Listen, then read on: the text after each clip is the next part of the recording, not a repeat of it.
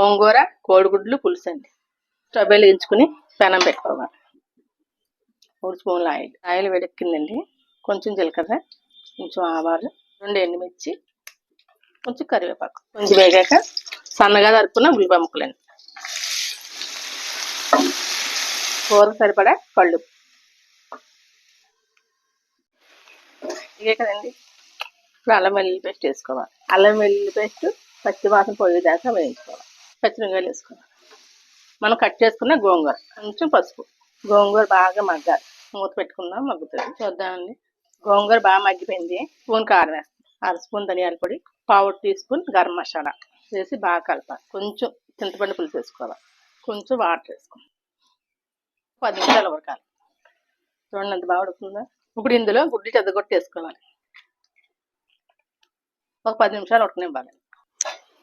గోంగూర కోడిగుడ్లు కూర రెడీ.